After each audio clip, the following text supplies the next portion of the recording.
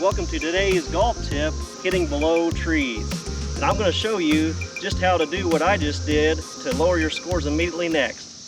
So, as I mentioned, this video is designed to help you lower your scores. And I'm excited to bring this video to everyone because when I'm out there on the golf course, I see a lot of people hit their normal shot here in this situation, and the ball ends up hitting the tree, dropping down by the trunk, or even sometimes bouncing back to the player.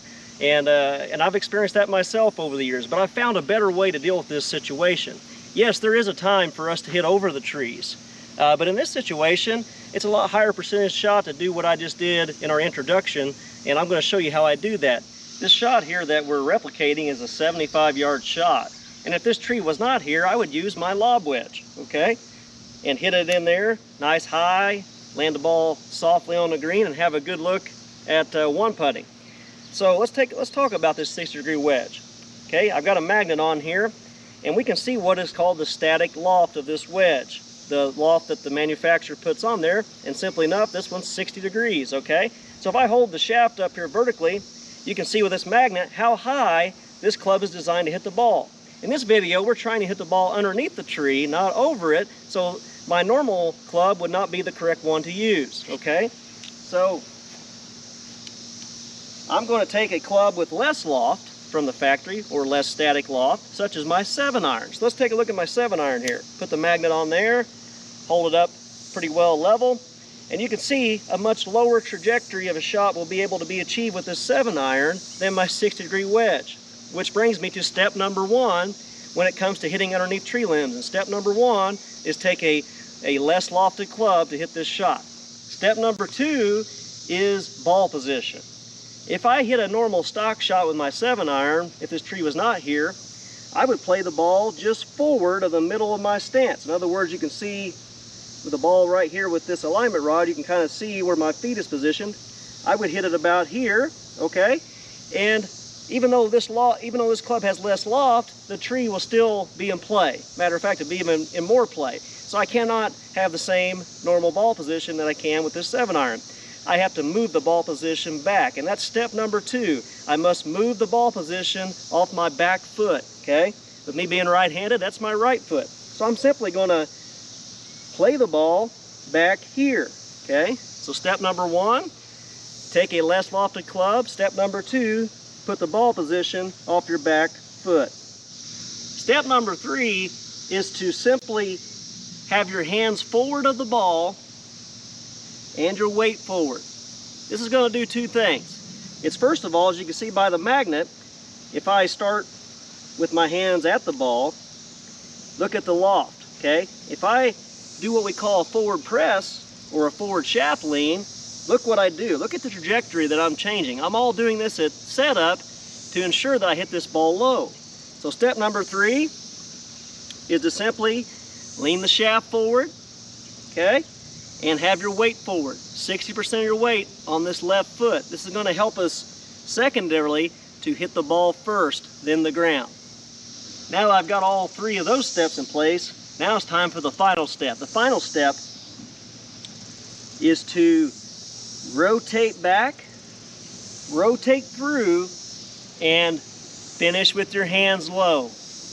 Okay, that's how we hit the ball low. There's a general principle in golf. If my hands stay low, the shot's going to be low. If my hands get high, the shot's going to be high. So if I do this in this situation, the tree limbs are going to come into play. I can't do that. I must simply rotate back and keep my hands and finish like this. The club actually does not go past my hands. This is a no-no. We cannot flip.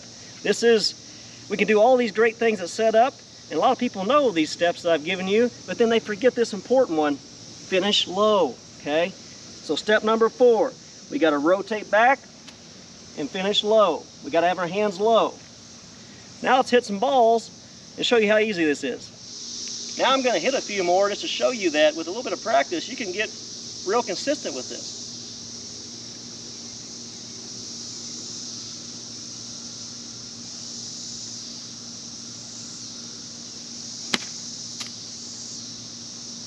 Okay, that one right down there by the pin.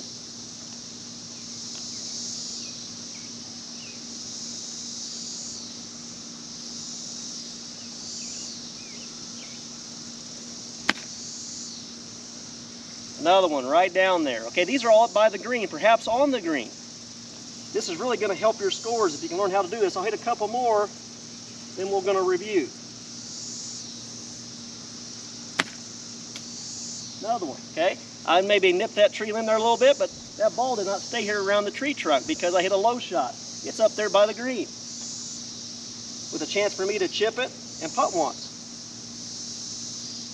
It's a very simple shot to master, and it's really going to help lower your scores. Take more bogeys out of play, make more pars, and even a birdie every now and then. Okay, another one, great. You can see how easy that is.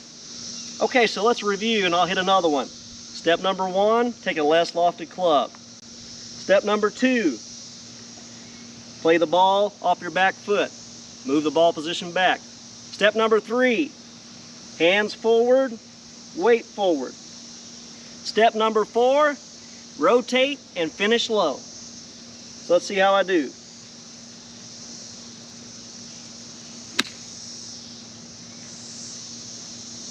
I know if you guys implement these tips today on how to hit the ball below tree limbs, below trees, this is really going to lower your scores.